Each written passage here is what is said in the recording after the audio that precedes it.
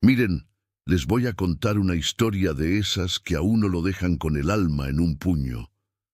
Una historia de esas que demuestran que, a veces, la fachada más perfecta esconde la podredumbre más grande. Conocí a Elena, una mujer hecha y derecha, de esas que levantan una casa y un negocio con pura fuerza de voluntad. Ella y Ricardo llevaban 15 años de matrimonio. 15 años que, a ojos de todo el mundo, los vecinos, los socios, la familia, eran un ejemplo de estabilidad. Él, Ricardo, era el tipo de hombre que siempre andaba impecable, sonriendo en las fotos, la mano puesta en el hombro de Elena como diciendo, «Miren qué bien nos va». Tenían 2 hijos, una casa preciosa con jardín en el barrio bueno y un negocio de exportación que les daba para vivir sin apuros y hasta para darse sus lujos. Elena, por su parte, era el motor silencioso, la que manejaba las cuentas, la que recordaba los cumpleaños, la que se aseguraba de que Ricardo siempre tuviera la camisa planchada y la agenda en orden. Ella confiaba en él con los ojos cerrados. ¿Cómo no iba a hacerlo? Ricardo era su compañero, su mejor amigo, el padre de sus hijos. Pero la vida, mis amigos, tiene una forma muy cruel de pasar la factura. Y a veces, la verdad se esconde en los rincones más inesperados. El quiebre no vino con una pelea ni con un mensaje de texto. Vino con el polvo, sí, con el simple y aburrido polvo acumulado en un viejo maletín de cuero que Ricardo usaba cuando recién empezaban el negocio. Elena estaba haciendo limpieza de primavera, de esas limpiezas profundas que uno hace cuando quiere deshacerse de lo que ya no sirve. Agarró el maletín pesado y olvidado en el fondo de un armario. Iba a llevarlo a la basura, pero al sacudirlo, sintió algo duro en el forro interno, en ese bolsillo escondido que se usa para guardar papeles importantes. Lo abrió con curiosidad. Dentro, envuelta en un pañuelo de seda azul que no era de ella, encontró una llave.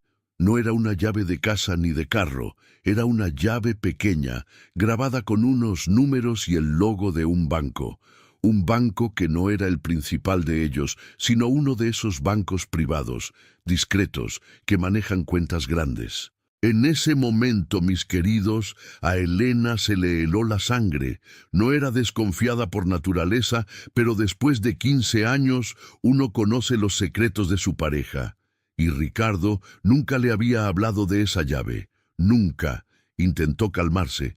«Debe ser de algún viejo contrato», se dijo. «Debe ser algo del negocio que olvidó mencionar». Pero la duda, esa víbora fría, ya se le había metido en el pecho. Cuando Ricardo regresó esa noche, cansado de un viaje de negocios a Panamá, o eso le había dicho él, Elena se comportó como siempre. Le sirvió la cena, le preguntó por el viaje, le deseó buenas noches. Pero por dentro ya no era la misma.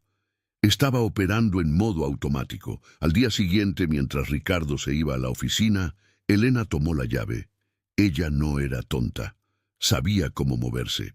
Gracias a que ella manejaba gran parte de las finanzas familiares, tenía acceso a ciertos contactos y sabía cómo indagar sin levantar sospechas. Llamó a su primo Jorge, que trabajaba en el sector financiero y era de esos tipos que sabían todo de todos. «Jorge, necesito un favor», le dijo con esa voz que usaba cuando pedía algo importante pero no quería dar explicaciones. «Lo que sea, prima. Quiero que me digas a qué caja de seguridad corresponde esta llave. Es de un banco en el centro, el Banco del Sol». Jorge tardó solo unas horas. Llamó de vuelta con la información. La caja de seguridad estaba a nombre de Ricardo y había sido abierta hacía 12 años. 12 años. Elena se sentó en el sofá, respirando hondo. 12 años de matrimonio, y durante 12 de esos años él había tenido un secreto tan grande y tan bien guardado que requería una bóveda bancaria. No fue al banco de inmediato. Primero tuvo que preparar el escenario. Le dijo a la empleada que se tomara el día libre. Le dijo a sus hijos que iría a una reunión importante y que no la esperaran para almorzar. Luego se puso su mejor traje de negocios, el que usaba cuando iba a firmar contratos grandes, y se dirigió al centro de la ciudad. Llegó al Banco del Sol. La recepción era de mármol frío, silenciosa, elitista. Presentó la llave, su identificación y, usando el poder de su apellido, un apellido que Ricardo había adoptado con gusto, logró que el gerente, después de algunas llamadas y verificaciones, le permitiera el acceso. El corazón le latía con una violencia sorda. Pensaba, que sea dinero sucio, que sea una inversión que me ocultó, que sea cualquier cosa, menos lo que estoy temiendo. Cuando el empleado del banco deslizó la caja metálica, Elena sintió que el mundo se detenía. La abrió. No había lingotes de oro, no había fajos de billetes. Había algo mucho peor que la ruina financiera, la prueba de una vida paralela. En la caja, perfectamente ordenados, encontró 3 cosas que la hicieron tambalearse. Primero, las escrituras de un apartamento pequeño pero bien ubicado, a nombre de una tal Sofía Márquez. La compra se había realizado hacía 11 años. Segundo, una libreta de ahorro infantil con depósitos mensuales consistentes a nombre de un niño llamado Martín Márquez. La fecha de nacimiento de Martín era de 10 años atrás. Y tercero, la estocada final, un puñado de fotografías. Fotos de Ricardo, su esposo, el hombre que dormía a su lado, celebrando cumpleaños, pero no cumpleaños de sus hijos. Eran fotos de Martín soplando las velas de un pastel, con Sofía a un lado, y Ricardo en todas las fotos, con esa misma sonrisa de dueño de casa, de padre orgulloso. En una foto, Sofía estaba embarazada, y Ricardo la abrazaba por la espalda, con una ternura que Elena no recordaba haber visto en años. 12 años. No era una aventura de una noche, no era un desliz, era una familia. Ricardo había estado viviendo 2 vidas, manteniendo 2 hogares, 2 navidades, 2 cumpleaños, durante más de una década. Elena no lloró allí. El shock fue tan profundo que le secó las lágrimas. Sintió que su cuerpo se transformaba en hielo. Se puso de pie. Cerró la caja con la misma calma con la que la había abierto y le agradeció al empleado con una voz que sonó sorprendentemente normal. Salió del banco y caminó por la calle abarrotada. Los ruidos de la ciudad, los claxones, los vendedores ambulantes, se sentían lejanos, como si estuviera bajo el agua. Llegó a casa y se encerró en el estudio de Ricardo. Sacó los documentos de la caja y los desparramó sobre el escritorio de caoba. Los miró, no con dolor, sino con una frialdad quirúrgica. Ella repasó los últimos 12 años. El año en que nació Martín, ella estaba lidiando con la enfermedad de su padre. Ricardo se había vuelto muy ocupado con viajes de negocios. El año en que Ricardo compró el apartamento para Sofía, él le había prometido a Elena que finalmente se tomarían unas vacaciones solos, una promesa que nunca cumplió porque el negocio lo necesitaba. Todo era una mentira elaborada. Cada beso, cada te amo, cada noche juntos había sido una farsa cubierta por el hedor de la traición. Lo que más le dolió no fue que la hubiera engañado, sino que la hubiera subestimado. Ricardo había asumido que Elena era tan ciega, tan tonta, tan dependiente, que nunca encontraría la verdad. Había manejado 2 matrimonios como si fueran 2 cuentas bancarias separadas, con la arrogancia del hombre que cree tener el control absoluto. Elena se levantó y se miró en el espejo. Vio a una mujer de 40 y tantos años, con la dignidad intacta, aunque el corazón estuviera hecho cenizas. En ese momento, la tristeza y la rabia se fusionaron en algo nuevo, algo duro y peligroso, la determinación.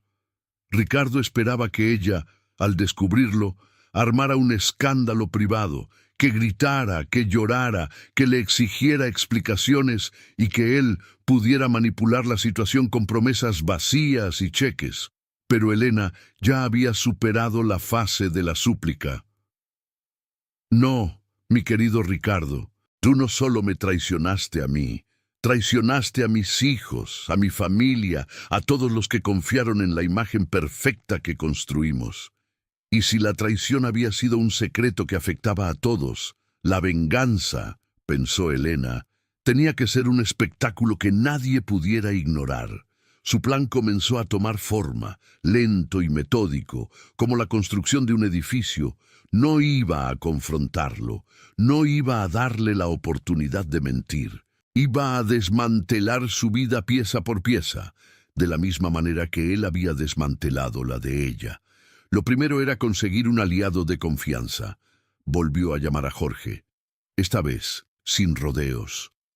Jorge, necesito un abogado de divorcios, el mejor, y necesito un investigador privado que no haga preguntas, solo que me traiga papeles. Jorge, que conocía la reputación de la pareja, sintió un escalofrío. Prima, ¿qué pasó? ¿Ricardo? Ricardo es un mentiroso y un bígamo, Jorge. Y lo ha sido durante 12 años. Le contó lo de la caja de seguridad, omitiendo solo los detalles más íntimos. Jorge, que siempre había admirado a Elena, sintió una rabia genuina. ¿Qué quieres que haga? Quiero que me consigas un perfil completo de Sofía Márquez, su dirección actual, su trabajo, sus movimientos, y quiero una auditoría forense de todas las cuentas que Ricardo haya tocado en la última década. No busques lo que me debe a mí, Jorge. Busca lo que le debe al fisco, lo que está ocultando a los socios, lo que es ilegal. Elena sabía que Ricardo era ambicioso. Un hombre con la audacia de manejar 2 familias seguramente tenía la audacia de manejar negocios turbios. Durante las siguientes 2 semanas, Elena se transformó. Dejó de ser la esposa dedicada y se convirtió en una espía en su propia casa. Mantenía la rutina, la cena, las preguntas sobre el trabajo, la cama compartida. Pero mientras Ricardo dormía profundamente, Elena estaba despierta, trabajando. Revisó su computadora, su teléfono, sus agendas. Descubrió que Ricardo había estado desviando fondos del negocio que compartían para pagar la hipoteca del apartamento de Sofía y la costosa escuela privada de Martín. Cada peso que ella había invertido, cada sacrificio que había hecho por su negocio, había servido para financiar la vida de su rival. El dolor se había ido, solo quedaba la claridad. Jorge le entregó los primeros informes. Sofía Márquez era una mujer joven de clase media que creía firmemente ser la esposa legítima de Ricardo. Él la había presentado en su círculo como un socio de negocios importante que estaba divorciado de una mujer muy complicada, refiriéndose a Elena. Sofía no era la culpable del engaño de Ricardo, pero era parte de la mentira. Y para que la venganza de Elena fuera completa, el castillo de naipes de Ricardo tenía que caer por todos lados. Elena tomó una decisión crucial. No solo iba a despojar a Ricardo de su dinero y su reputación, también iba a exponer la verdad a Sofía, pero no por maldad, sino para que Sofía entendiera que ella también había sido una víctima de la arrogancia de Ricardo. Pero ese no era el primer paso. El primer paso era asegurarse de que Ricardo no pudiera escapar. Ella llamó a un viejo amigo, un ingeniero civil, y le pidió un favor. Necesito que me hagas un plano detallado de la casa. El cableado, las tuberías, todo. Quiero saber dónde puedo instalar cámaras de seguridad discretas. ¿Cámaras? Elena, ¿a qué le temes? A la verdad, mi amigo, y quiero grabarla. Elena sabía que la palabra de una mujer despechada vale poco en los tribunales si no hay pruebas irrefutables. Ella necesitaba evidencia de la traición, de la infidelidad y, sobre todo, de la arrogancia de Ricardo. Instaló las cámaras.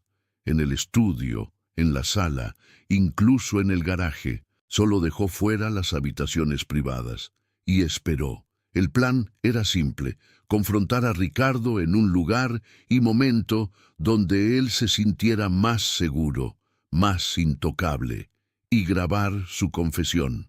La oportunidad llegó una semana después. Ricardo anunció que se iría de viaje a Cartagena por un fin de semana, un viaje de negocios urgentes. Elena sabía que era mentira.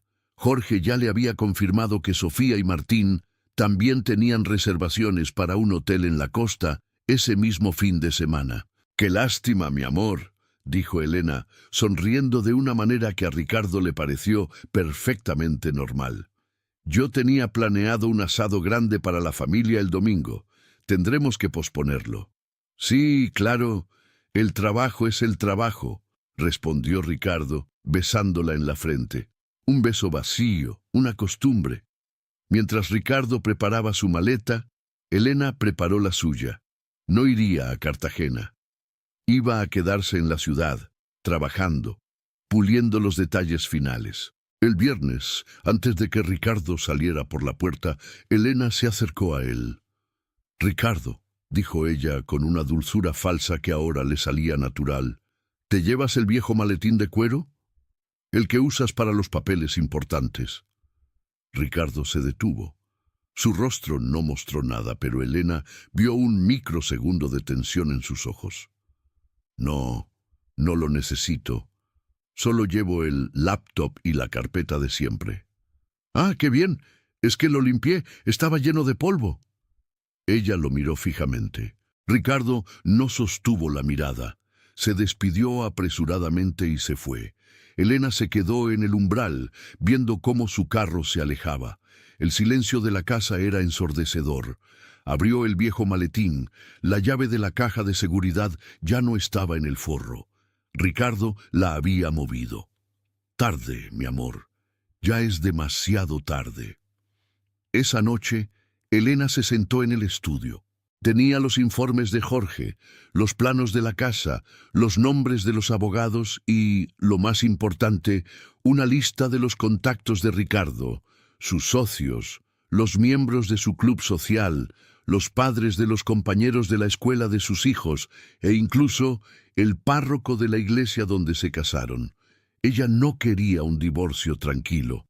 Quería que la caída de Ricardo fuera tan ruidosa que se escuchara en todo el continente.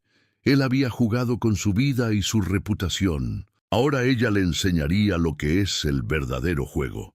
El primer paso de la venganza no era legal, sino social. Ella revisó su agenda. El domingo, el día que Ricardo supuestamente regresaría de su viaje de negocios, era el aniversario de la fundación de la principal asociación de exportadores de la ciudad.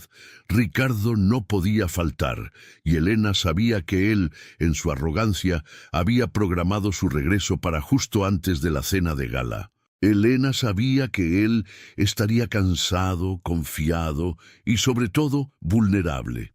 Llamó al organizador del evento, un viejo amigo de la familia. «Hola, don Emilio, soy Elena. Quiero confirmar mi asistencia a la gala del domingo. Y, si no es mucha molestia, quería saber si puedo hacer un pequeño anuncio, una sorpresa». Don Emilio, intrigado, preguntó: «¿Una sorpresa, querida? ¿De qué tipo?» «Algo sobre el futuro de la sociedad, don Emilio. Algo que Ricardo y yo hemos estado planeando durante mucho tiempo. Es muy importante que lo anuncie yo». Don Emilio, sin sospechar nada, aceptó encantado. Elena tenía el toque de oro. Su presencia en el escenario sería una ventaja para el evento. Colgó el teléfono. La trampa estaba lista. Solo le faltaba un detalle: la evidencia final. El sábado por la mañana, Elena condujo hasta la dirección del apartamento de Sofía Márquez. No llevaba intenciones de confrontación. Solo quería ver el lugar donde Ricardo había invertido 12 años de su vida. Era un edificio moderno, con balcón y vigilancia. Elena se quedó en el carro observando. Vio a Martín, el hijo de 10 años, salir con un balón. Era un niño precioso y, dolorosamente, se parecía un poco a sus propios hijos. En ese momento, la ira de Elena se dirigió exclusivamente hacia Ricardo. Él no solo había roto su matrimonio, había creado un niño inocente en una mentira. Mientras miraba, vio llegar a la madre de Sofía, una señora mayor, que entraba al edificio. Sofía no estaba sola en esta mentira. Toda la familia de ella debía saber que Ricardo era un hombre casado que les estaba dando una vida de lujos. Elena encendió el motor. Ya no necesitaba ver más.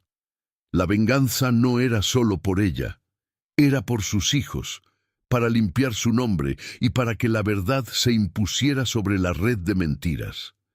El domingo por la noche, Elena se vistió para la gala.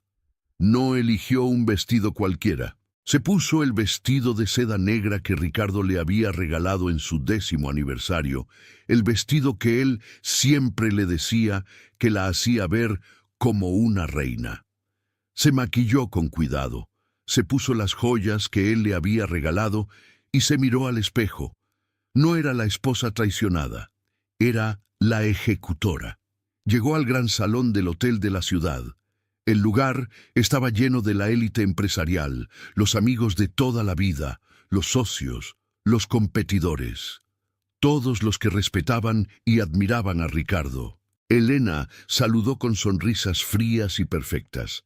La gente notaba un brillo inusual en sus ojos, pero lo atribuían al éxito. Ricardo llegó tarde, justo cuando los invitados estaban sentados para la cena. Entró con ese aire de hombre importante que viene de cerrar un negocio. Estaba radiante, bronceado por la costa y con esa sonrisa de suficiencia que a Elena ahora le parecía repulsiva. Se acercó a la mesa principal, donde Elena estaba sentada junto a don Emilio. «Mi amor, disculpa la tardanza. El vuelo se retrasó», dijo Ricardo, besándola rápidamente en la mejilla. «No te preocupes, querido». «Justo a tiempo», respondió Elena, tomando su mano. Ricardo se sentó. Estaba cansado pero satisfecho. Pensaba, lo logré. 2 días perfectos con Sofía y Martín. Y Elena no sospechó nada. La cena transcurrió entre brindis y discursos aburridos. Ricardo se relajó. Miró a Elena y pensó en lo afortunado que era por tener una esposa tan estable, tan ciega. Llegó el momento de los anuncios. Don Emilio subió al escenario. «Y ahora», dijo don Emilio con entusiasmo, «tenemos un anuncio muy especial que nos hará la distinguida señora Elena de Montoya. Un anuncio que, según me dijo, nos concierne a todos. Un fuerte aplauso para Elena». Elena se levantó de la mesa. Ricardo la miró, extrañado. «¿Qué vas a decir, mi vida?» «La verdad, Ricardo. Solo la verdad». Elena subió al escenario. La luz del reflector la bañó. Hizo una pausa, mirando a la multitud. Vio los rostros conocidos, los amigos, los rivales, y luego miró directamente a Ricardo, que estaba en la mesa, con el rostro borrándosele la sonrisa.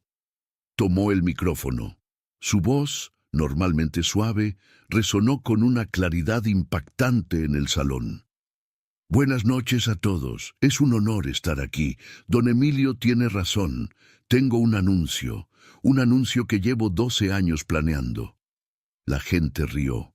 Ricardo sonrió, incómodo, sin entender. «Verán, mi esposo, Ricardo, siempre ha sido un hombre de grandes ambiciones. Tantas que ha logrado lo que pocos hombres se atreven a hacer en esta ciudad». Elena hizo otra pausa, dejando que la tensión se acumulara. «Ricardo no solo ha construido una empresa exitosa con mi ayuda, él ha construido una vida secreta, una vida que ha mantenido oculta de todos nosotros». El salón quedó en silencio absoluto. Ricardo se puso pálido. Intentó levantarse de la silla. «Elena, ¿qué haces?». Ella lo ignoró. «Durante 12 años, Ricardo ha sido no solo mi esposo, sino también el esposo de otra mujer, Sofía Márquez, y el padre, también, de su hijo, Martín». El murmullo fue instantáneo, como una ola que revienta en la costa. Los murmullos se convirtieron en exclamaciones de asombro y vergüenza. Ricardo, rojo de ira y pánico, intentó correr hacia el escenario. «¡Espera! ¡Esto es una locura!». Pero Elena ya había dado la orden. 2 hombres de seguridad, discretamente contratados por Jorge, interceptaron a Ricardo antes de que llegara a la tarima. Lo sujetaron de los brazos. Elena sacó de su bolso un sobre manila. Y para que no piensen que esta es la rabia de una mujer engañada, continuó Elena con la voz firme, «Aquí tengo las pruebas, las escrituras del apartamento que compró con nuestro dinero, el certificado de nacimiento del niño, y lo más interesante, las pruebas que mi abogado ya ha entregado a las autoridades fiscales». Ella levantó el sobre. «Porque Ricardo no solo me engañó a mí, él ha estado financiando esa vida secreta con fondos desviados de nuestra empresa y con evasión de impuestos. Lo que ven aquí, mis amigos, no es solo un adúltero, es un criminal financiero». La escena era de puro teatro griego. Ricardo forcejeaba con los guardias, gritando, «Elena, por favor, hablemos en casa, estás arruinando todo». «Tú lo arruinaste todo, Ricardo», dijo Elena, mirándolo con un desprecio helado. «Y ahora te toca pagar la factura en público». Ella se volteó hacia don Emilio, que estaba petrificado. «Don Emilio, lamento que mi anuncio no sea sobre el futuro de la sociedad. Es sobre la caída de uno de sus miembros más hipócritas». Y con eso, Elena bajó del escenario. Dejó el sobre manila sobre la mesa principal. Dio media vuelta y salió del salón, dejando atrás el caos, el pánico de Ricardo y el silencio atónito de la élite de la ciudad. La venganza de Elena acababa de comenzar, y el mundo de Ricardo, ese mundo de fachada y mentiras, se había desmoronado en un solo y espectacular minuto. Miren, si ustedes hubieran estado en ese salón cuando Elena salió, habrían sentido el aire frío que dejó detrás. No fue un adiós, fue un terremoto. Ricardo, sujetado por los guardias de seguridad que Elena había contratado, parecía un animal enjaulado. Gritaba, no de dolor, sino de pánico puro. Su reputación, esa que había construido con tanta dedicación durante 15 años, se había pulverizado frente a toda la élite de la ciudad. Elena no miró atrás, cruzó el vestíbulo del hotel y salió a la noche. El chofer que la esperaba no se atrevió a preguntar nada. Ella se sentó en el asiento trasero, no para llorar, sino para respirar hondo. Había ejecutado la primera fase, había sembrado el caos. Ahora venía la cosecha. El chisme, mis amigos, corrió como pólvora en verano. Antes de que amaneciera, la historia ya no era un secreto. Los invitados de la gala, esa misma noche, llamaron a sus esposas, a sus socios, a sus periodistas amigos. Para el desayuno, la foto de Ricardo forcejeando con los guardias, con Elena en el escenario en el fondo, era la portada de todos los periódicos y la noticia principal en las radios. El diario de la ciudad tituló, «El rey de la exportación desenmascarado, 2 familias y fraude fiscal». Ricardo no tuvo tiempo de volver a casa. Los abogados de Elena, a través de Jorge, se habían movido con una velocidad impresionante. En cuanto se confirmó el escándalo público, el abogado de Elena, un señor serio y temido llamado Don Ramiro, presentó una denuncia formal ante la Fiscalía por malversación de fondos empresariales y evasión de impuestos. Ricardo fue interceptado por la policía a las 7 de la mañana cuando intentaba ir a la oficina. No fue un arresto dramático, sino una solicitud de acompañamiento para declarar.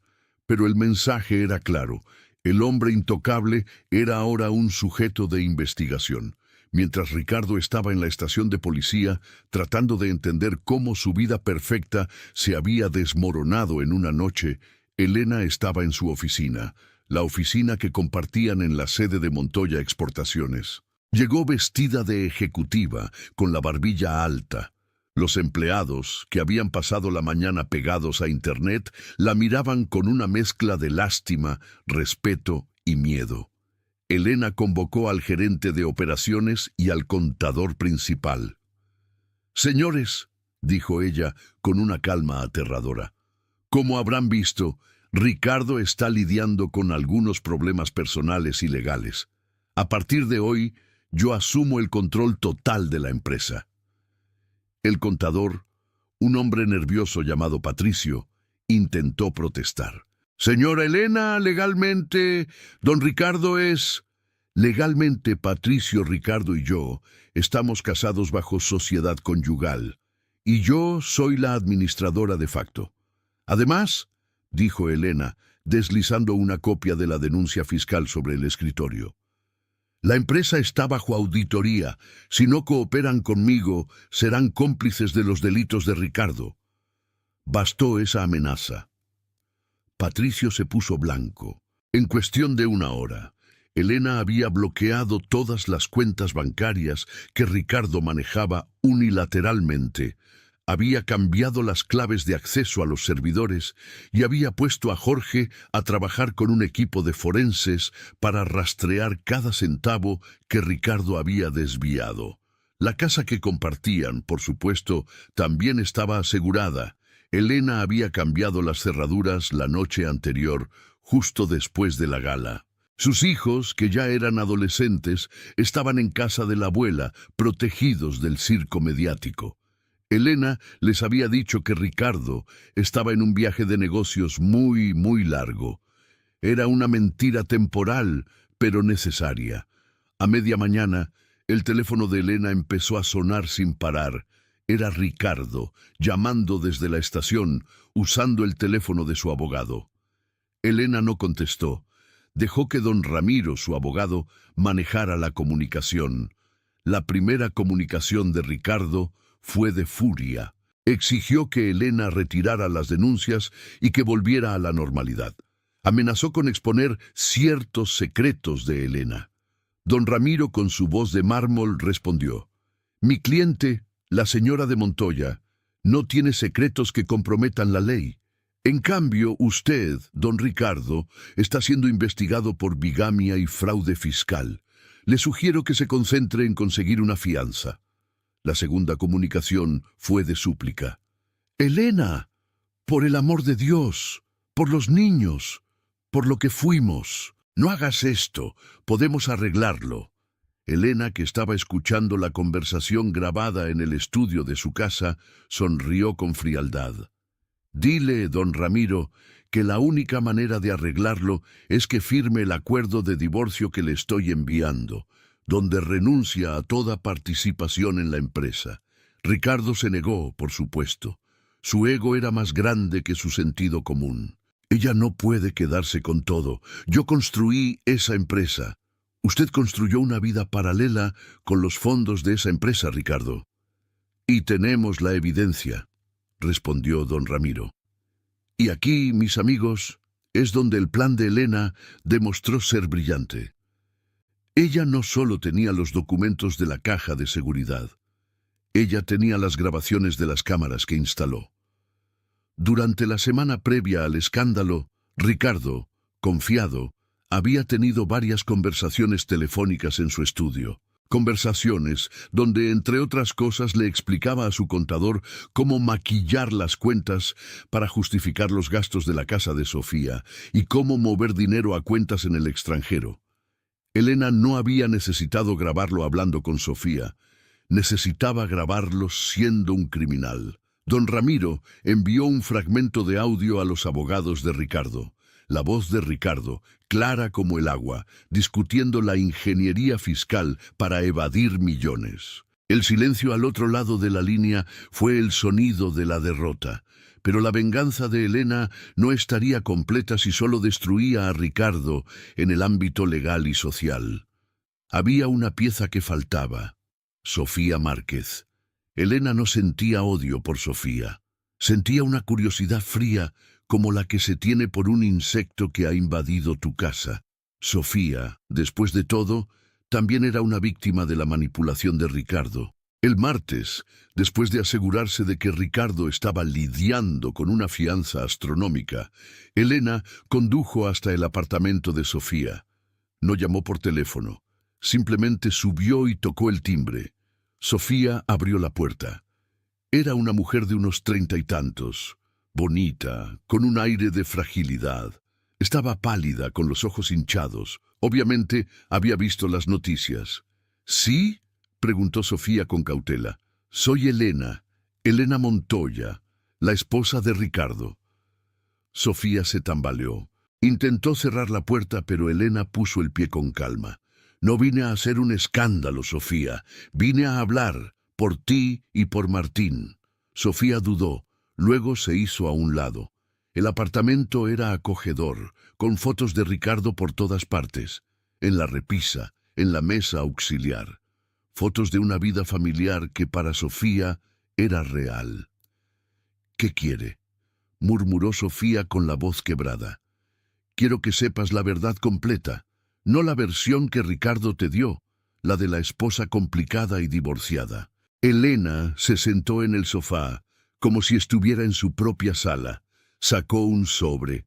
Dentro había copias de su certificado de matrimonio, fotos de la casa que compartía con Ricardo y, lo más doloroso, las fotos de sus propios hijos. Ricardo y yo nunca nos divorciamos. Estuvimos casados todo el tiempo que él estuvo contigo. Cuando nació Martín, yo estaba cuidando a mi padre enfermo, mientras Ricardo te decía que estaba en un viaje de negocios. Sofía miró las fotos de los hijos de Elena, los niños de 10 y 12 años, que eran hermanos de su propio hijo Martín, sin saberlo. El shock era visible. Él me dijo que éramos su futuro, que estaba esperando el momento para que su divorcio se hiciera oficial. Él te mintió, Sofía. Te mintió a ti, a mí, a nuestros hijos, y lo más importante, te usó. Elena no usó un tono acusador, sino uno de pura pedagogía. Este apartamento, dijo Elena señalando las escrituras, fue comprado con dinero de mi empresa, con el dinero que yo gané. El dinero que te daba para Martín, para sus estudios, todo era robado de nuestro negocio. Sofía rompió a llorar, llevándose las manos a la cara. La realidad, cruda y violenta, la golpeó de lleno. No sé cómo pudo porque es un narcisista, Sofía. Creyó que podía manejar 2 vidas y me subestimó a mí y te subestimó a ti. Pensó que si te daba una vida cómoda, nunca preguntarías demasiado. Elena se levantó y se acercó a Sofía. Ahora, escúchame bien. Ricardo te va a abandonar, te va a culpar a ti. Te va a decir que le tendiste una trampa, pero la verdad es que él es un criminal y tú también eres una víctima. ¿Por qué me dice todo esto? ¿Para humillarme más? No, vine porque quiero que te unas a mí, no en mi venganza, sino en tu propia defensa. Ricardo va a intentar poner el apartamento y el dinero de Martín a mi nombre, alegando que él es el único responsable del fraude. Si tú te quedas callada, perderás todo, y Martín no tendrá nada. Elena sabía que Sofía, al igual que ella, tenía el instinto de proteger a su hijo.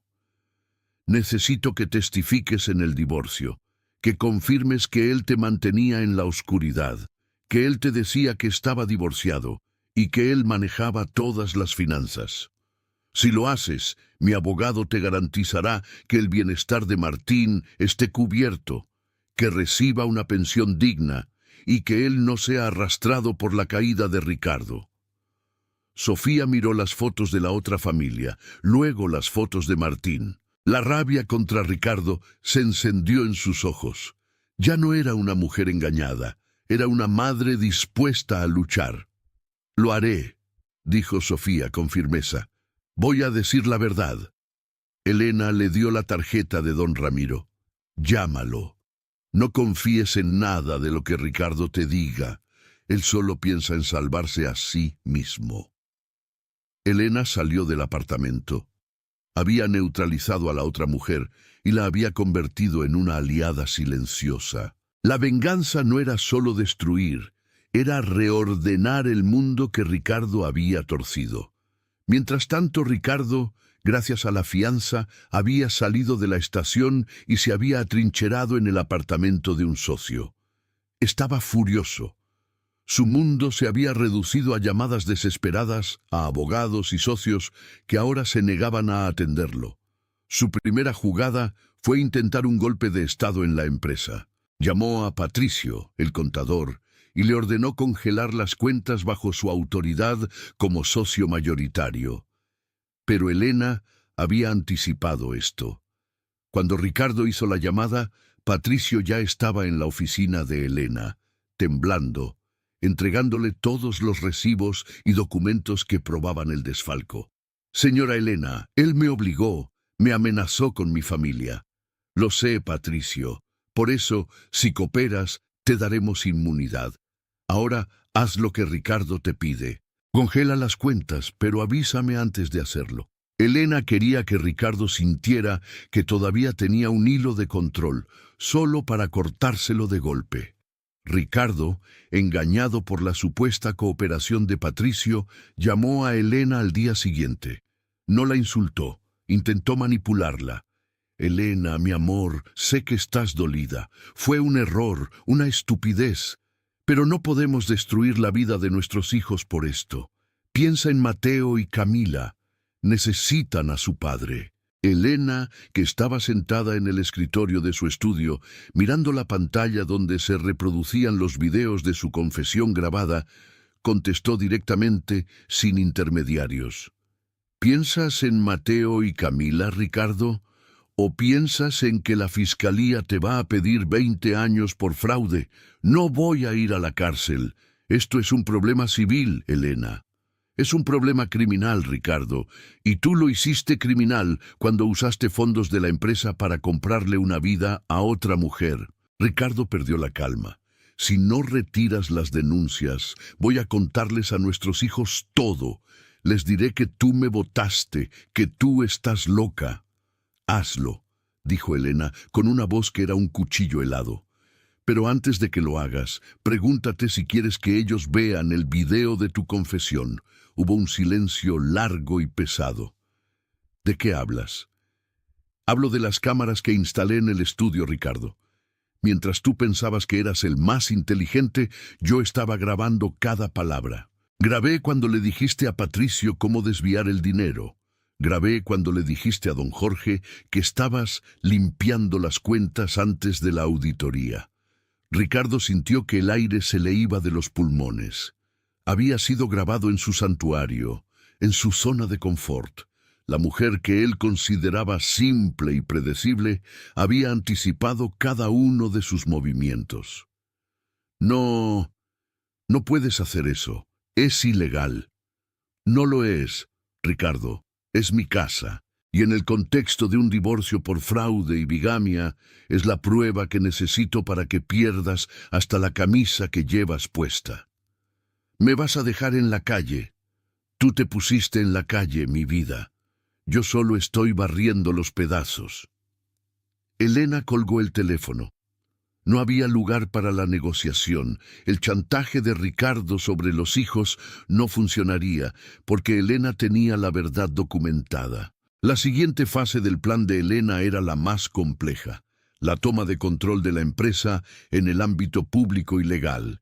Ricardo, desesperado, intentó convocar una junta de emergencia de socios minoritarios, alegando que Elena estaba mentalmente inestable y que estaba arruinando la empresa con sus denuncias personales. Pero Elena tenía a Jorge y a don Ramiro trabajando sin parar. Antes de la junta, don Ramiro envió un paquete de documentos a cada socio. El paquete incluía: 1. Las pruebas del fraude fiscal de Ricardo. 2. La confirmación de la bigamia, basada en el testimonio de Sofía, quien ya había contactado a don Ramiro. 3. Un informe detallado de cómo Ricardo había estado usando los recursos de la empresa para financiar su segunda vida, poniendo en riesgo la estabilidad financiera de todos los socios. Cuando se celebró la junta, Ricardo ni siquiera pudo asistir en persona. Sus abogados le aconsejaron no aparecer en público. Se conectó por videoconferencia, pálido y sudoroso. Elena estaba sentada en la cabecera de la mesa. «Caballeros», dijo ella, con una autoridad que nunca antes había exhibido. Estamos aquí para decidir el futuro de Montoya Exportaciones.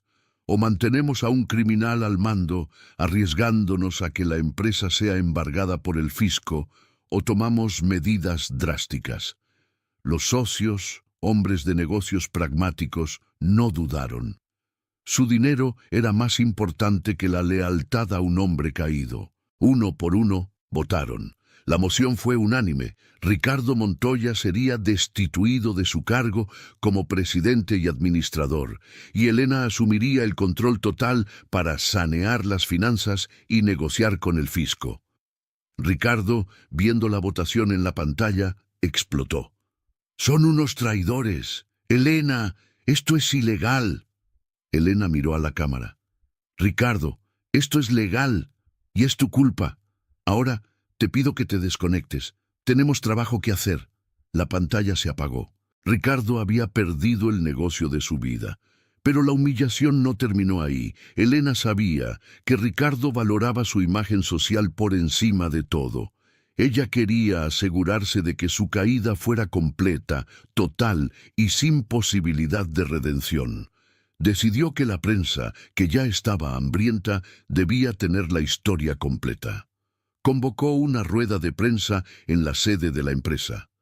No habló de su dolor o su rabia, habló de negocios y de moralidad. Se paró frente a una docena de cámaras, con el logo de Montoya Exportaciones detrás. «Quiero asegurarles a nuestros clientes y proveedores que la empresa está segura. Hemos descubierto y neutralizado una amenaza grave que ponía en riesgo la compañía. El señor Ricardo Montoya actuó solo, desviando fondos y cometiendo fraude». Luego, con una voz más personal, miró directamente a la cámara. Ricardo no solo traicionó a su familia y a su esposa, traicionó a la confianza de la comunidad empresarial. Al creerse intocable, demostró una falta de ética y moral que no podemos tolerar. Esta empresa, mi empresa, no se construyó sobre mentiras. Se construyó sobre trabajo duro. La rueda de prensa fue un golpe maestro. Elena se posicionó como la víctima fuerte, la mujer que salvó la empresa de la podredumbre de su marido. El divorcio se convirtió en una formalidad. Con las pruebas de fraude, las grabaciones, el testimonio de Sofía y la destitución en la empresa, Ricardo no tenía margen de maniobra. El abogado de Ricardo intentó un último recurso: negociar la custodia de los hijos, Mateo y Camila. Si no le da un régimen de visitas amplio, don Ricardo va a luchar por la custodia. Elena sonrió. «Dile a Ricardo que no se preocupe por la custodia. Yo ya hablé con nuestros hijos». Esa noche, Elena se había sentado con Mateo, 12, y Camila, 15. Con la delicadeza de una madre protectora, les había contado que su padre había tomado malas decisiones que lo llevarían a estar lejos por un tiempo. «Papá tiene otra familia, un hijo llamado Martín», les dijo Elena. Los niños estaban en shock, pero Elena no les dio espacio para el victimismo. Su padre los ama, pero no supo manejar la verdad, no supo ser un hombre honesto. Ahora nosotros tenemos que ser fuertes, y quiero que sepan que lo que él hizo no tiene nada que ver con ustedes. Camila, la mayor, fue la primera en reaccionar. «Mamá, ¿por qué? ¿Por qué hizo eso?» «Porque pensó que podía tenerlo todo, mi amor. Y se equivocó». Elena no les mostró las pruebas de fraude, solo la traición personal. Ella quería que ellos vieran a su padre como un hombre débil, no como un criminal, para no destruir totalmente el vínculo. Cuando el abogado de Ricardo recibió el mensaje de Elena, se dio cuenta de que la guerra había terminado. Elena ya había hablado con los hijos, asegurando su lealtad emocional. Ricardo, enfrentando la pérdida de su negocio, su reputación, su dinero y ahora la lealtad de sus hijos, se hundió en una depresión profunda y amarga. Elena no sintió lástima, sentía justicia. Él había pasado 12 años de su vida robándole y engañándola, 12 años de mentiras pagadas con su esfuerzo, pero quedaba un último cabo suelto: Sofía y Martín. Elena se reunió una última vez con Sofía y don Ramiro. Sofía había cooperado completamente. Había entregado todos los regalos caros que Ricardo le había dado, joyas, un carro, para que fueran liquidados y el dinero devuelto a la empresa. Ricardo nunca me dijo que el dinero era de su empresa. Yo creía que era de él. Lo sé, Sofía, pero el dinero de Martín, la cuenta de ahorro, lo vamos a proteger. Elena, en un acto que demostró su verdadera nobleza, no quiso dejar a Martín desamparado. Ella no era una mujer cruel, era una mujer justa. El acuerdo de divorcio finalizó una semana después. Ricardo Montoya perdió casi todo. La empresa pasó a ser propiedad total de Elena. Él tuvo que ceder todas las propiedades adquiridas durante el matrimonio, incluyendo la casa y cuentas de inversión, y solo se le permitió conservar una pequeña pensión mensual, suficiente para vivir modestamente, pero sin lujos. La pensión de Martín fue garantizada por un fideicomiso, asegurando que el niño tuviera educación y manutención hasta la universidad. Ricardo firmó los papeles desde la oficina de su abogado, con la cabeza gacha.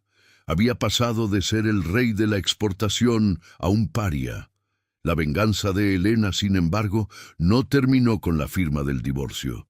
La venganza era la reestructuración de su vida. Ella tomó el control de Montoya Exportaciones, rebautizándola como Elena and Hijos, y se dedicó a sanear las cuentas que Ricardo había ensuciado. Se convirtió en una figura aún más respetada en la ciudad, no solo por su inteligencia, sino por su valentía. La gente la llamaba la ejecutora, la mujer que no solo sobrevivió a la traición, sino que castigó al traidor de manera ejemplar. Un mes después, Elena estaba en su estudio, el mismo lugar donde había descubierto la llave y donde había grabado la confesión. Estaba revisando planos de la casa, no para venderla, sino para renovarla completamente. Encontró el viejo maletín de cuero, vacío ahora. Lo iba a tirar, pero sintió algo más en el forro.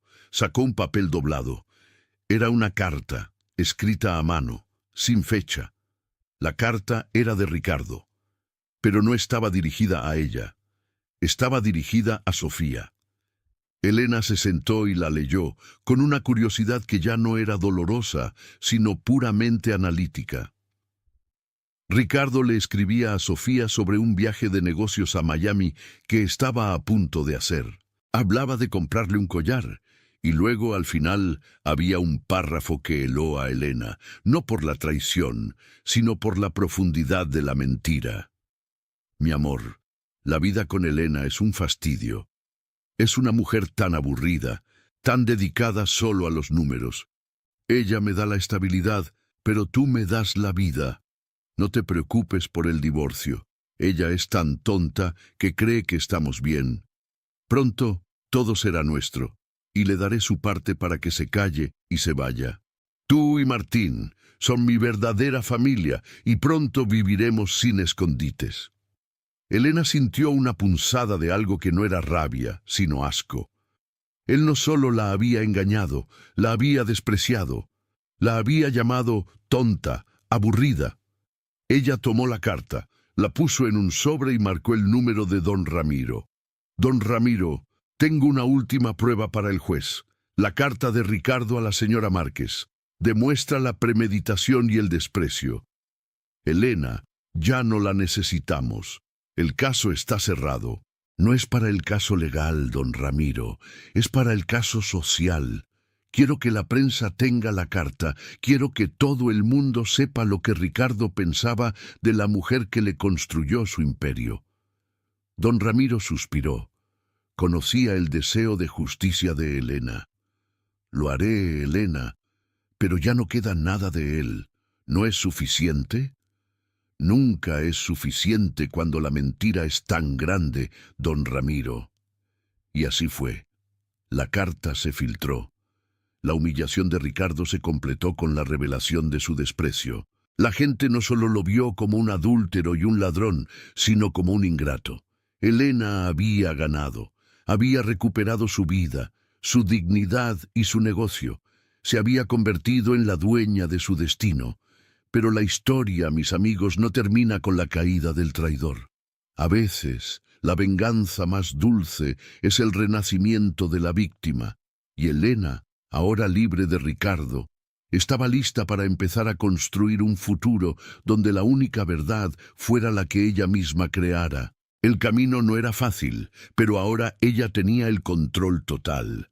Lo más difícil, sin embargo, estaba por venir: el proceso de curación y la gestión de la nueva vida que había forjado.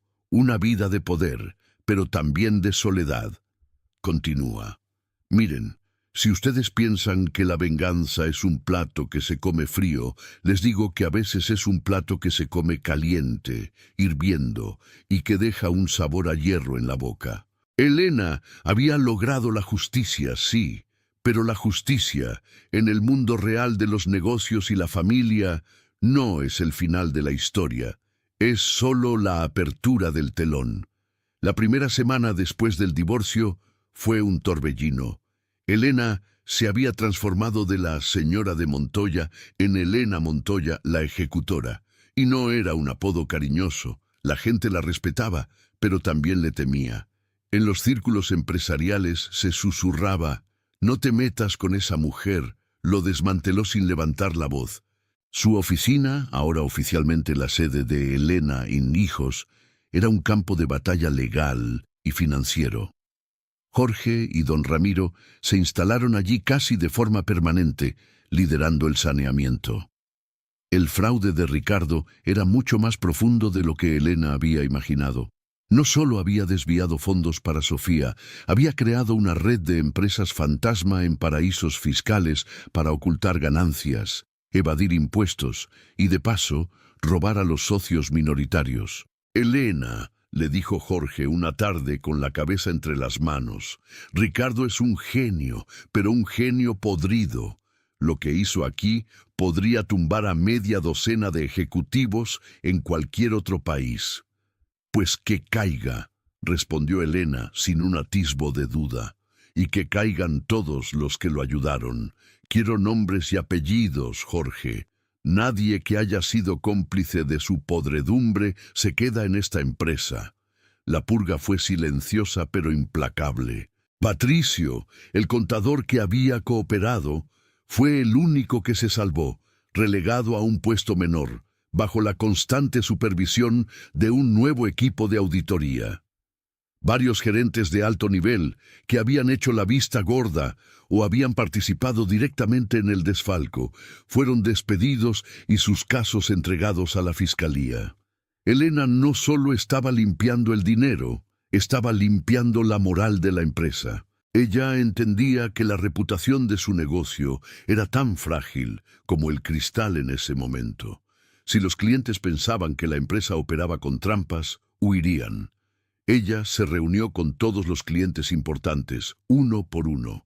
No dio excusas ni se victimizó. «Mi esposo cometió errores graves que pusieron en riesgo nuestra operación. Ahora, yo, como dueña y administradora, les garantizo que Montoya Exportaciones opera bajo una nueva estructura de transparencia total. Si quieren ver nuestros libros, los verán.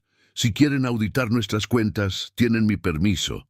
Esa honestidad brutal, mis amigos, fue lo que salvó el negocio. Los clientes, cansados de los juegos de poder masculinos, vieron en Elena una roca de estabilidad. Ella no solo mantuvo los contratos, ganó nuevos, basados en la confianza que Ricardo había destruido. Pero la batalla más dura no fue en la sala de juntas, fue en la mesa del comedor. Mateo y Camila estaban sufriendo, como era natural. Camila, a sus 15 años, sentía la vergüenza de la exposición pública. Ya no era la hija del rey de la exportación. Era la hija de la mujer que había humillado a su padre en televisión nacional. «Mamá, en la escuela me preguntan si es verdad que papá tiene un hijo de 10 años. le dijo Camila una noche, con los ojos llenos de lágrimas contenidas. Elena se sentó a su lado, sin minimizar el dolor. Sí, mi amor, es verdad. ¿Y por qué hiciste todo tan público? ¿Por qué no lo resolviste en privado? Esa era la pregunta clave, la que definía la línea entre la venganza personal y la protección familiar. Hija, escucha, yo podría haber llorado, haber gritado y haber aceptado un cheque para callarme como tu padre quería. Pero si hacía eso, tu padre habría seguido robando a la empresa que les pertenece y habría seguido mintiendo. Lo hice público porque él puso la mentira en la plaza pública, viviendo 2 vidas. Y lo hice para proteger nuestro futuro financiero que él estaba destruyendo. Elena les mostró la diferencia entre el dolor y la dignidad. Tu padre es un hombre muy débil, un hombre fuerte no miente ni roba, un hombre fuerte enfrenta las consecuencias. Y yo, Camila, soy una mujer fuerte, y quiero que tú y tu hermano lo sean también. Mateo, más pequeño, lidiaba con el abandono. Extrañaba a su padre y a menudo preguntaba cuándo volvería de su viaje. Elena no podía mentir para siempre. Un terapeuta familiar, recomendado por don Ramiro, ayudó a Elena a manejar la situación con la verdad justa. Le explicaron a Mateo, poco a poco, que su padre había elegido un camino que lo había alejado, y que ahora él tenía que enfrentar las consecuencias legales de sus actos. Lo crucial, mis amigos, es que Elena nunca usó a Sofía o a Martín para avivar el odio. Ella se aseguró de que sus hijos entendieran que el problema era la deshonestidad de Ricardo, no la existencia de la otra familia. Martín es tu hermano, Mateo. Él no tiene la culpa de las decisiones de tu padre. Es un niño igual que tú. Esa madurez de Elena, esa capacidad de separar la rabia de la moralidad, fue lo que finalmente sanó a sus hijos. Ellos, al ver la fuerza y la honestidad de su madre, se aferraron a ella. El vínculo entre Elena y sus hijos se hizo de acero. Mientras Elena reconstruía la empresa y la familia, Ricardo estaba viviendo su propia pesadilla. Había pasado de mansión a un apartamento minúsculo y prestado. El dinero que le quedó de la liquidación era poco y su reputación pulverizada. Su nombre era veneno en el mundo empresarial. Nadie quería contratarlo, nadie quería asociarse con él. El miedo al fisco y el recuerdo de la gala eran demasiado grandes. Intentó un último acto de desesperación, un ataque mediático contra Elena. Llamó a un periódico sensacionalista y vendió una historia patética, que Elena lo había manipulado durante años, que ella era fría y controladora, y que él había buscado calor y amor en Sofía porque Elena lo había abandonado emocionalmente. El artículo salió. Era un intento burdo de victimismo, pero Elena estaba preparada. Don Ramiro envió inmediatamente a la prensa una copia del acuerdo de divorcio, detallando la renuncia de Ricardo a todas las propiedades, y lo más importante, la carta que Ricardo le había escrito a Sofía, llamando a Elena tonta y aburrida. El contraste fue devastador. Ricardo no era un hombre buscando amor, era un hombre buscando justificación para su codicia y su desprecio. El público, que al principio podía haber sentido algo de lástima por él, ahora solo veía a un cobarde. La prensa lo destrozó. Ricardo desapareció de la vida pública, hundido en el resentimiento. ¿Y Sofía? ¿Qué pasó con ella? Sofía y su hijo estaban protegidos. Elena, a través del fideicomiso, se aseguró de que Martín tuviera lo necesario. Sofía, liberada de la mentira, pudo empezar a trabajar honestamente. Ella nunca más intentó contactar a Ricardo. El desprecio de él, revelado en la carta, la había liberado de la ilusión. La vida de Elena, sin embargo, se volvió peligrosamente interesante. Cuando una mujer toma el control de un imperio, atrae a 2 tipos de personas, depredadores y admiradores. Los depredadores llegaron primero. Había un competidor de Ricardo de toda la vida, un hombre llamado Gustavo Dávila, conocido por ser agresivo y sin escrúpulos. Gustavo vio en Elena una debilidad, una mujer recién divorciada, lidiando con un escándalo, y pensó que era el momento perfecto para una adquisición hostil. Gustavo se acercó a Elena con una oferta de compra ridículamente baja por Montoya Exportaciones.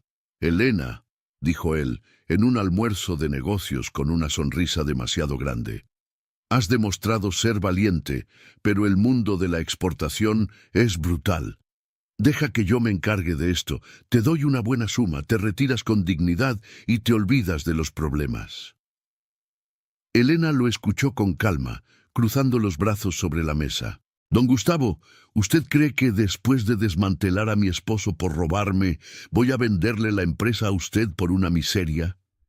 Es que el mercado está nervioso, Elena, y eres mujer. La gente desconfía de mi capacidad». Elena lo interrumpió, su voz un látigo de terciopelo.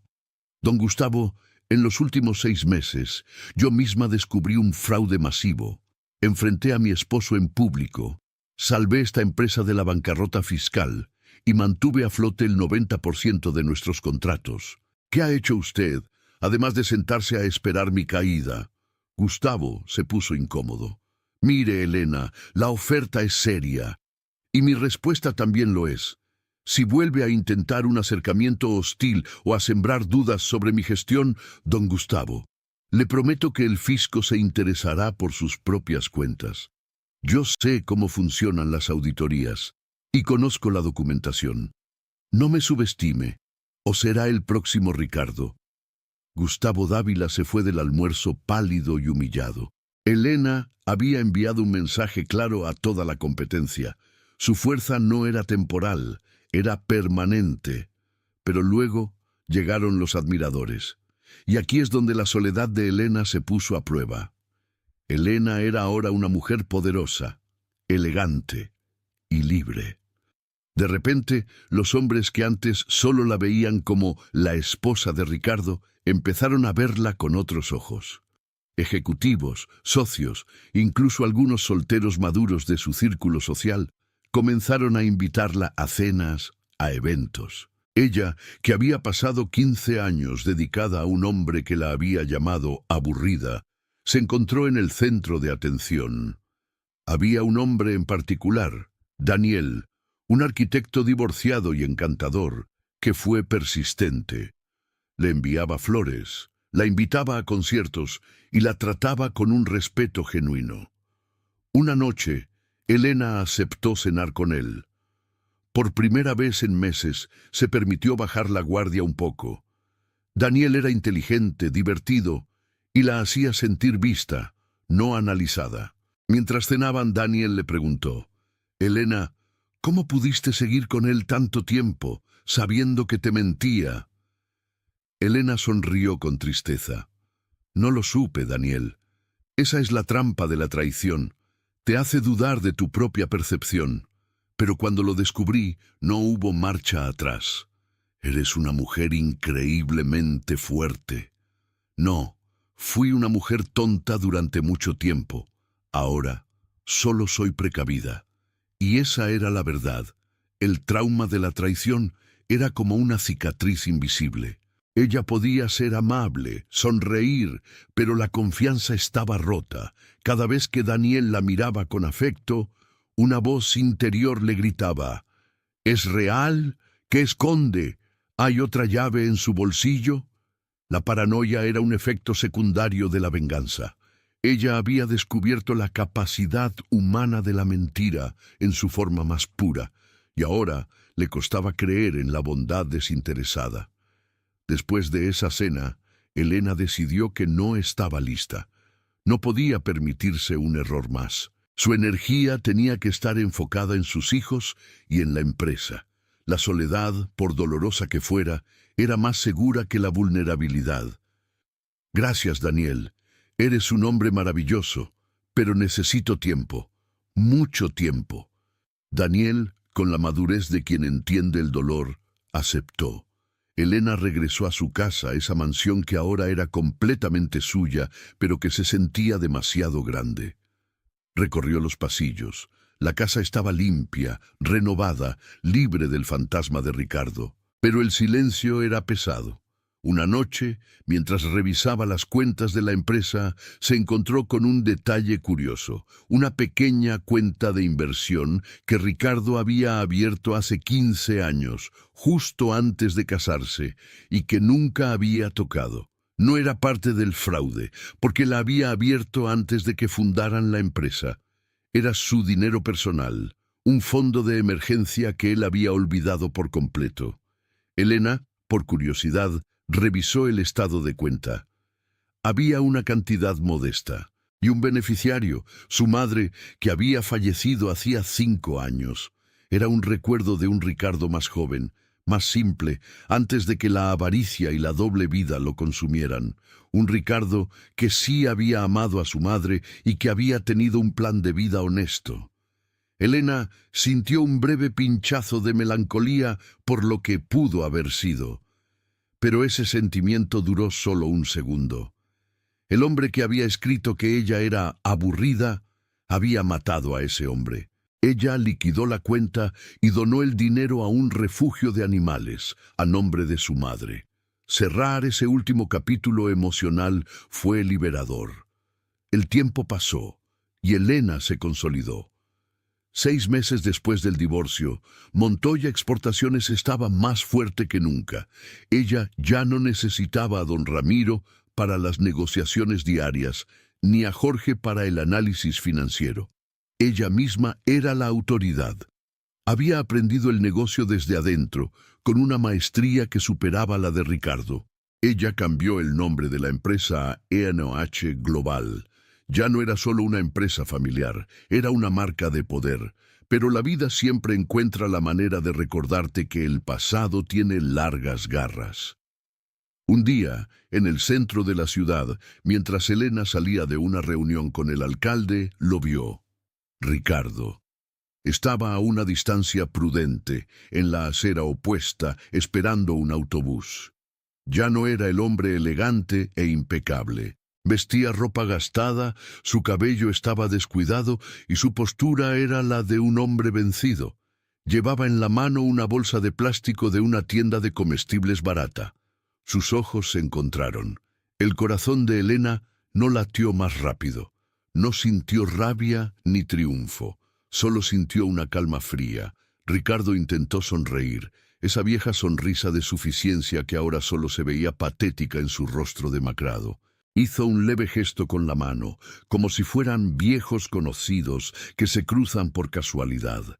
Elena no devolvió el saludo, no cambió su expresión. Simplemente lo miró, desde arriba, con la distancia que se le da a un extraño que ha invadido tu espacio. Luego, se subió a su coche, el mismo coche que él había comprado con dinero de la empresa. Mientras el coche se alejaba, Elena lo vio en el espejo retrovisor. Ricardo seguía de pie, mirando el coche, solo en la parada de autobús. Esa visión fue la confirmación final de su venganza. No necesitaba que él gritara ni que le suplicara perdón.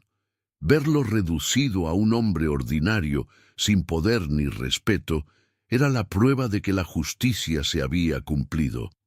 En ese momento, Elena entendió algo fundamental sobre la traición y la venganza.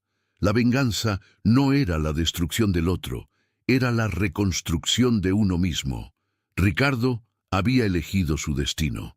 Elena había elegido el suyo.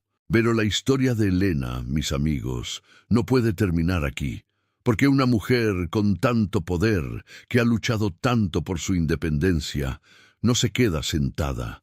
Ella está lista para el siguiente capítulo, un capítulo donde el amor y la ambición se cruzan de formas inesperadas. Elena se había prometido a sí misma no volver a ser la esposa de nadie. Había jurado no ser vulnerable, pero el corazón humano es terco y la vida en la cima es solitaria.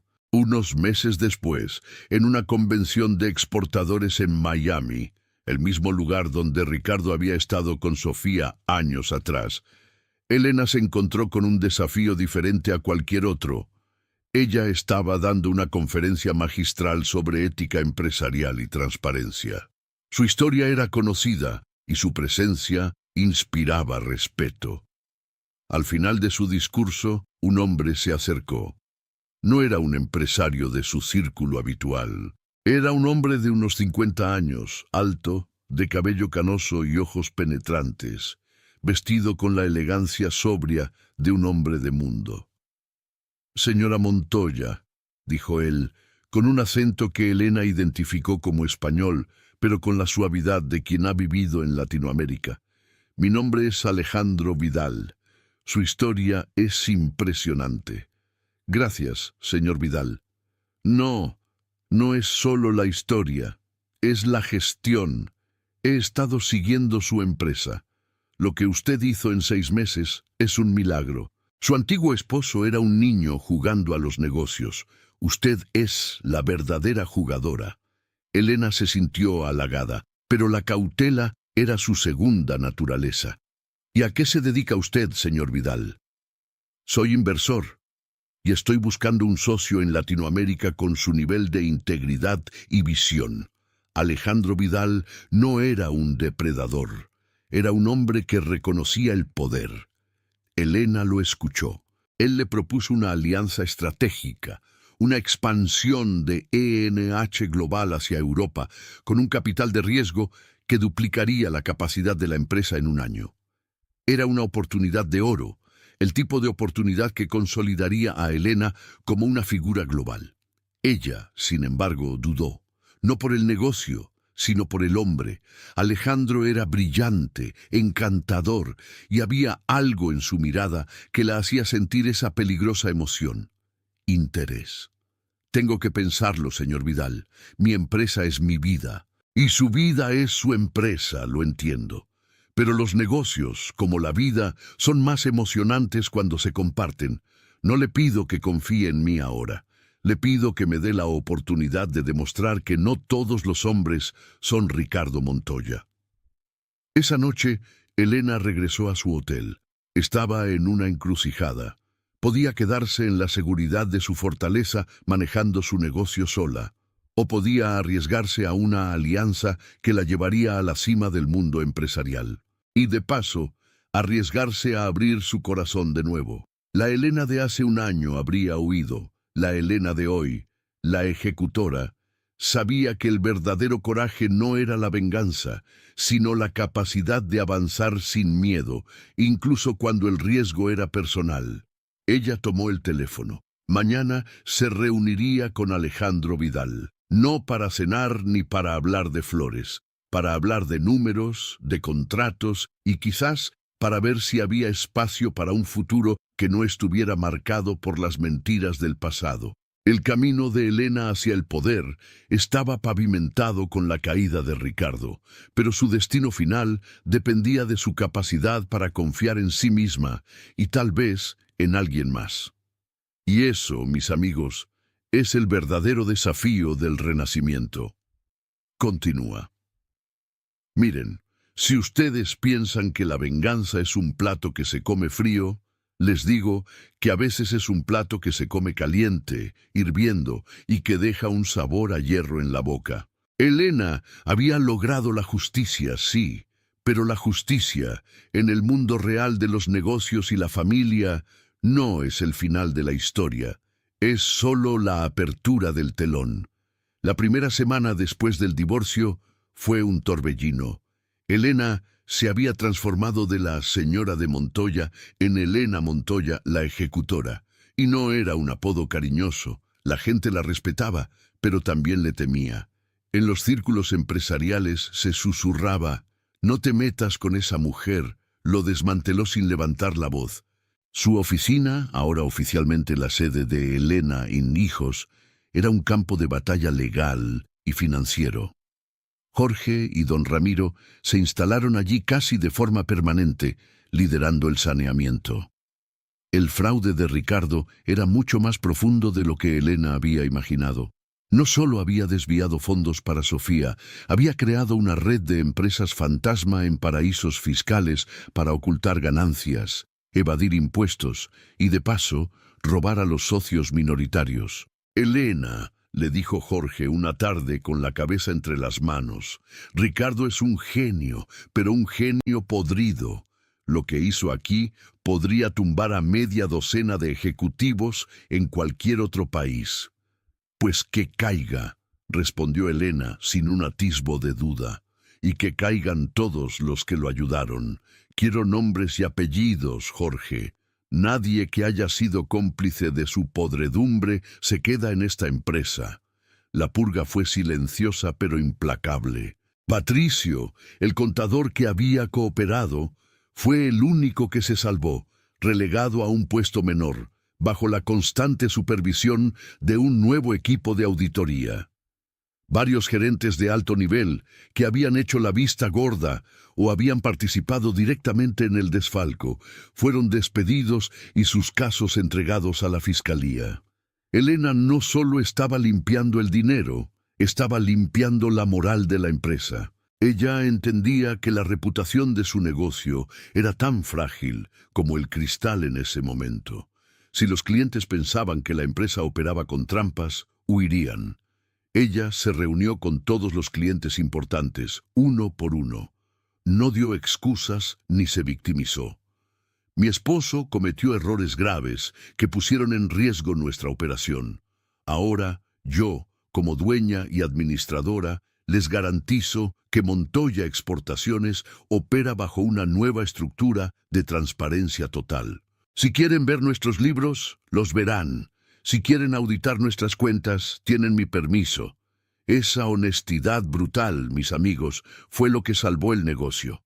Los clientes, cansados de los juegos de poder masculinos, vieron en Elena una roca de estabilidad. Ella no solo mantuvo los contratos, ganó nuevos, basados en la confianza que Ricardo había destruido. Pero la batalla más dura no fue en la sala de juntas, fue en la mesa del comedor. Mateo y Camila estaban sufriendo, como era natural. Camila, a sus 15 años, sentía la vergüenza de la exposición pública. Ya no era la hija del rey de la exportación, era la hija de la mujer que había humillado a su padre en televisión nacional.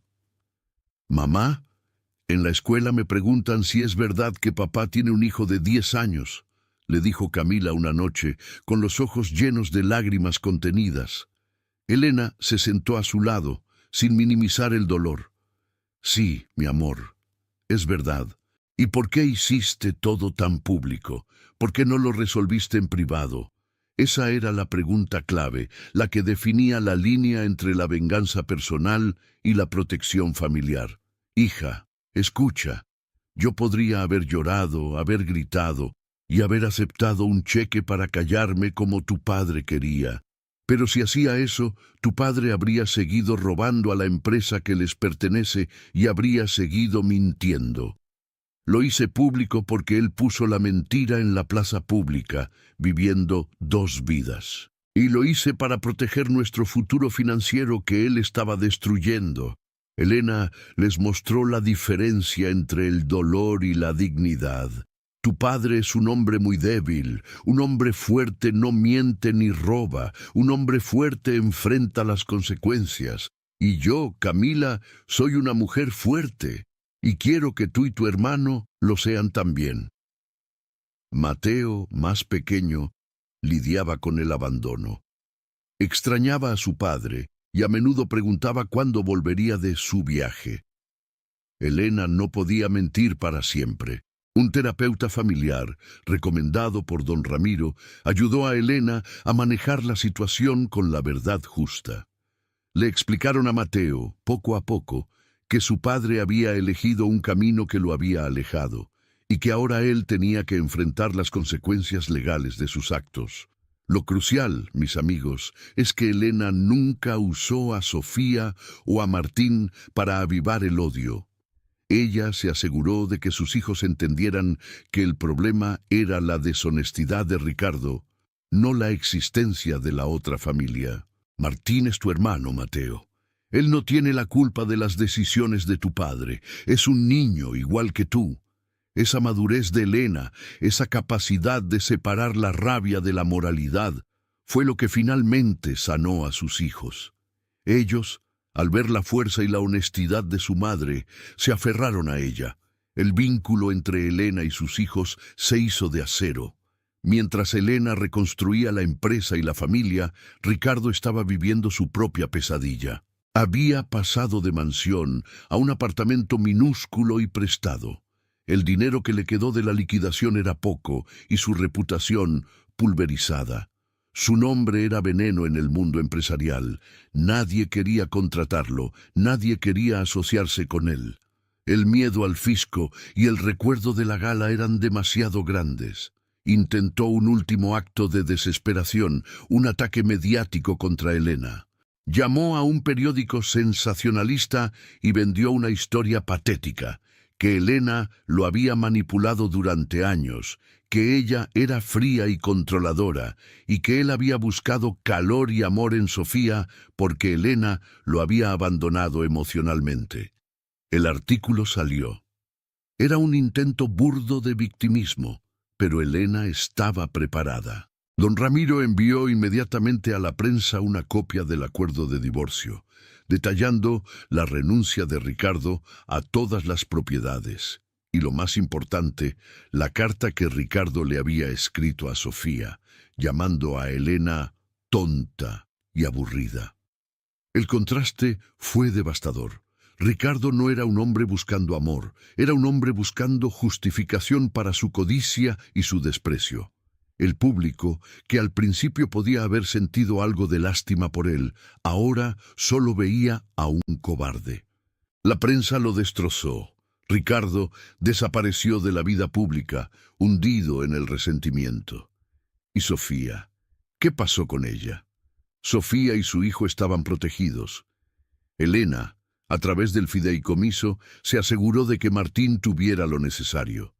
Sofía, liberada de la mentira, pudo empezar a trabajar honestamente. Ella nunca más intentó contactar a Ricardo. El desprecio de él, revelado en la carta, la había liberado de la ilusión. La vida de Elena, sin embargo, se volvió peligrosamente interesante.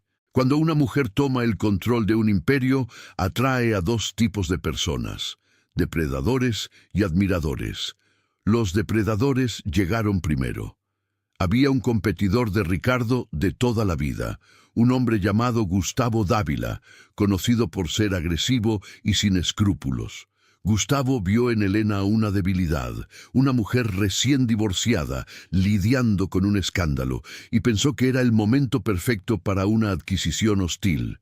Gustavo se acercó a Elena con una oferta de compra ridículamente baja por Montoya Exportaciones. «Elena», dijo él, en un almuerzo de negocios con una sonrisa demasiado grande, «has demostrado ser valiente, pero el mundo de la exportación es brutal. Deja que yo me encargue de esto, te doy una buena suma, te retiras con dignidad y te olvidas de los problemas». Elena lo escuchó con calma, cruzando los brazos sobre la mesa. «Don Gustavo, ¿usted cree que después de desmantelar a mi esposo por robarme, voy a venderle la empresa a usted por una miseria?» «Es que el mercado está nervioso, Elena, y eres mujer. La gente desconfía de mi capacidad». Elena lo interrumpió, su voz un látigo de terciopelo. «Don Gustavo, en los últimos 6 meses, yo misma descubrí un fraude masivo. Enfrenté a mi esposo en público. Salvé esta empresa de la bancarrota fiscal y mantuve a flote el 90% de nuestros contratos. ¿Qué ha hecho usted, además de sentarse a esperar mi caída?» Gustavo se puso incómodo. «Mire, Elena, la oferta es seria, y mi respuesta también lo es. Si vuelve a intentar un acercamiento hostil o a sembrar dudas sobre mi gestión, don Gustavo, le prometo que el fisco se interesará por sus propias cuentas. Yo sé cómo funcionan las auditorías y conozco la documentación. No me subestime, o será el próximo Ricardo». Gustavo Dávila se fue del almuerzo pálido y humillado. Elena había enviado un mensaje claro a toda la competencia. Su fuerza no era temporal, era permanente. Pero luego llegaron los admiradores. Y aquí es donde la soledad de Elena se puso a prueba. Elena era ahora una mujer poderosa, elegante y libre. De repente, los hombres que antes solo la veían como la esposa de Ricardo, empezaron a verla con otros ojos. Ejecutivos, socios, incluso algunos solteros maduros de su círculo social, comenzaron a invitarla a cenas, a eventos. Ella, que había pasado 15 años dedicada a un hombre que la había llamado aburrida, se encontró en el centro de atención. Había un hombre en particular, Daniel, un arquitecto divorciado y encantador, que fue persistente. Le enviaba flores, la invitaba a conciertos y la trataba con un respeto genuino. Una noche, Elena aceptó cenar con él. Por primera vez en meses, se permitió bajar la guardia un poco. Daniel era inteligente, divertido, y la hacía sentir vista, no analizada. Mientras cenaban, Daniel le preguntó: «Elena, ¿cómo pudiste seguir con él tanto tiempo, sabiendo que te mentía?» Elena sonrió con tristeza. «No lo supe, Daniel. Esa es la trampa de la traición. Te hace dudar de tu propia percepción. Pero cuando lo descubrí, no hubo marcha atrás. Eres una mujer increíblemente fuerte.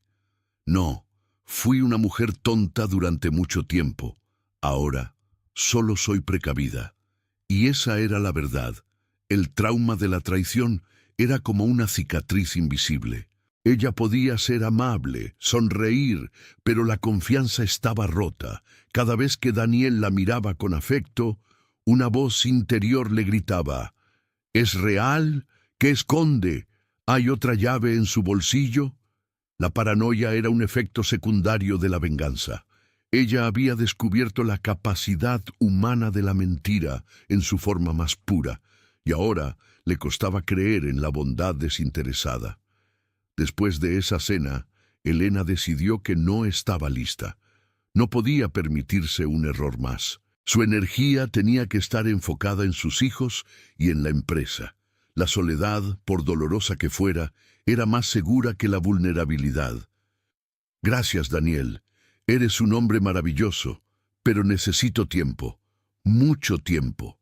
Daniel, con la madurez de quien entiende el dolor, aceptó. Elena regresó a su casa, esa mansión que ahora era completamente suya, pero que se sentía demasiado grande. Recorrió los pasillos. La casa estaba limpia, renovada, libre del fantasma de Ricardo. Pero el silencio era pesado.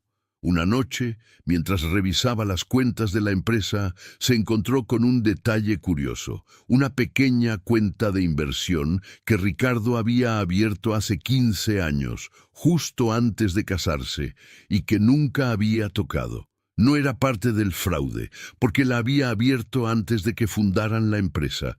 Era su dinero personal, un fondo de emergencia que él había olvidado por completo.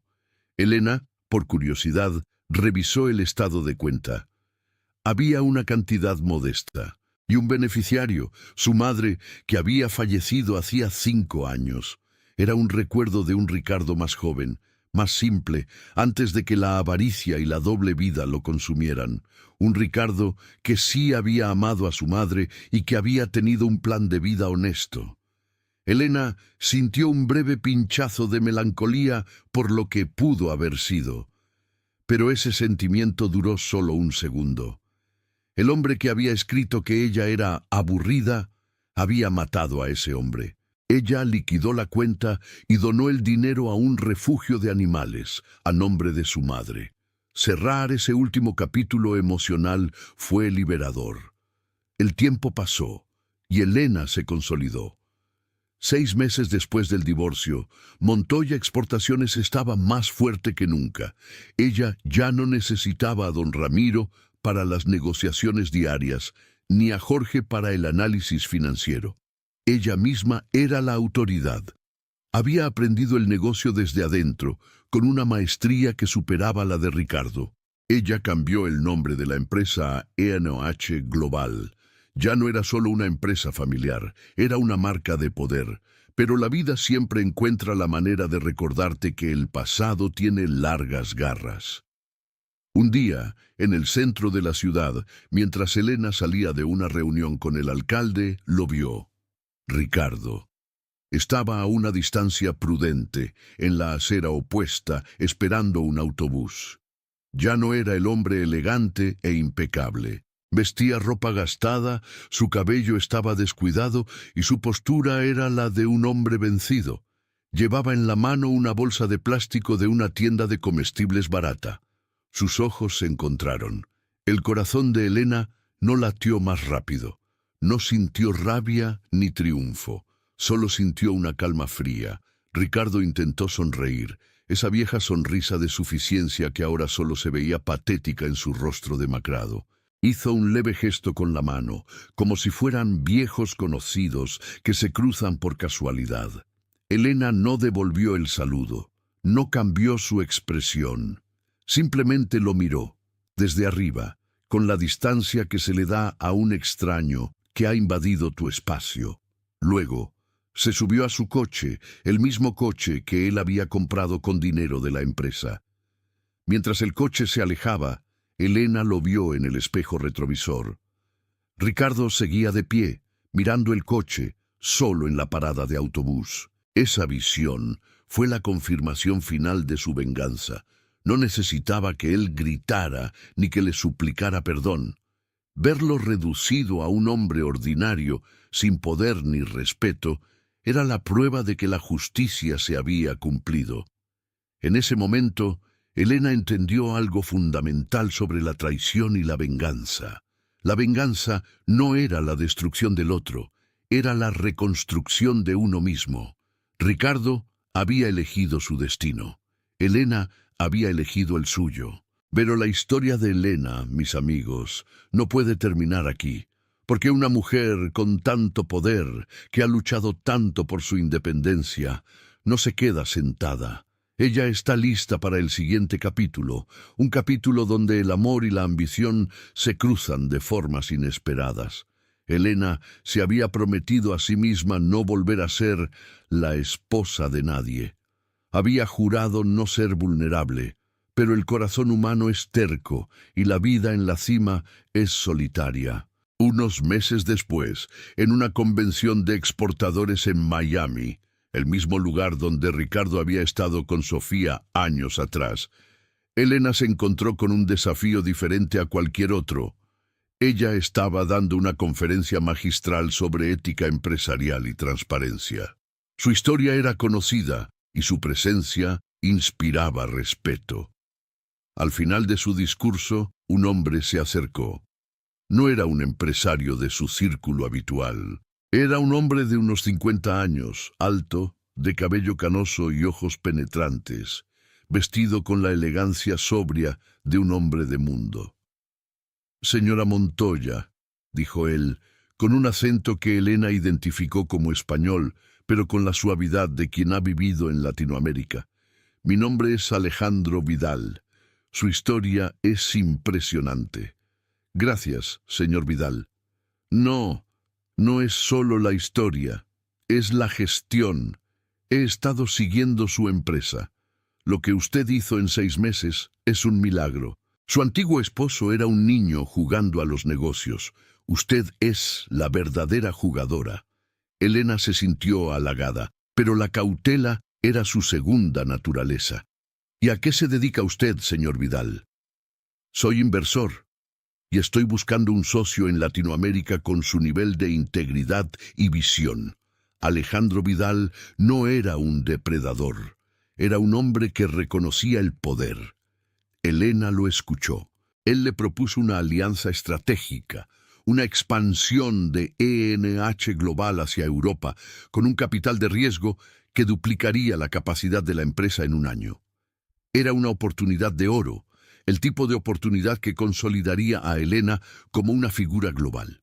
Ella, sin embargo, dudó, no por el negocio, sino por el hombre. Alejandro era brillante, encantador, y había algo en su mirada que la hacía sentir esa peligrosa emoción: interés. «Tengo que pensarlo, señor Vidal. Mi empresa es mi vida, y su vida es su empresa, lo entiendo. Pero los negocios, como la vida, son más emocionantes cuando se comparten. No le pido que confíe en mí ahora. Le pido que me dé la oportunidad de demostrar que no todos los hombres son Ricardo Montoya. Esa noche, Elena regresó a su hotel. Estaba en una encrucijada. Podía quedarse en la seguridad de su fortaleza manejando su negocio sola, o podía arriesgarse a una alianza que la llevaría a la cima del mundo empresarial.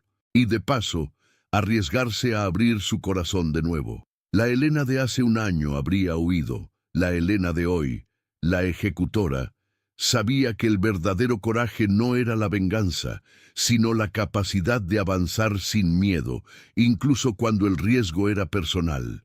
Ella tomó el teléfono. Mañana se reuniría con Alejandro Vidal, no para cenar ni para hablar de flores, para hablar de números, de contratos y quizás para ver si había espacio para un futuro que no estuviera marcado por las mentiras del pasado. A la mañana siguiente, Elena estaba sentada frente a Alejandro en una sala de conferencias de cristal, con vistas al mar. Ella no trajo a don Ramiro. Quería manejar esta negociación ella misma, sin intermediarios, para probarse a sí misma. «Señor Vidal, su propuesta es excelente», dijo Elena, y luego deslizó un documento sobre la mesa. «Pero si vamos a ser socios, vamos a operar con mi nivel de transparencia. Este es un borrador de nuestro acuerdo de confidencialidad y contiene una cláusula especial». Alejandro tomó el documento y leyó la cláusula. Era una cláusula de integridad moral que establecía que cualquier socio que fuera encontrado culpable de fraude, malversación o bigamia, Elena sonrió al añadir esa palabra, perdería inmediatamente todos los derechos sobre la empresa y sería sujeto a una demanda civil que lo dejaría en la ruina. Alejandro levantó la mirada, sus ojos grises brillando con respeto. «La cláusula Ricardo, supongo. Es la cláusula más severa que he visto, señora Montoya. Es la única manera en que operaré. Si usted no puede firmar esto, no hay trato». Alejandro sonrió, no con condescendencia, sino con admiración. «No solo la firmaré, Elena, la respetaré. Es un honor trabajar con alguien que valora la verdad por encima del beneficio». Firmaron el acuerdo preliminar. En ese momento, Elena sintió una liberación. Había encontrado una manera de avanzar en los negocios sin renunciar a la lección que el dolor le había enseñado. La confianza no era ciega, era calculada y protegida por contratos de acero. La sociedad fue un éxito rotundo. En menos de un año, E&H Global no solo duplicó su tamaño, sino que se convirtió en un nombre respetado a nivel mundial. Elena viajaba, negociaba y se sentaba en mesas donde antes solo los hombres se atrevían a hablar. En cuanto a Alejandro, se convirtió en un socio invaluable. Su relación profesional era intensa y respetuosa. Con el tiempo, la tensión romántica se convirtió en una amistad profunda. Elena se dio cuenta de que no necesitaba reemplazar a Ricardo. Necesitaba un igual, y eso era lo que Alejandro era. Un año y medio después de la gala, Elena estaba en la inauguración de la nueva sede de E&H Global. El edificio era moderno, brillante, y llevaba el nombre de su empresa en letras grandes. Sus hijos, Mateo y Camila, estaban a su lado orgullosos. Camila ya hablaba de estudiar negocios para trabajar con su madre. Mateo, más tranquilo, le daba la mano. Elena, vestida con un traje de poder, subió al podio.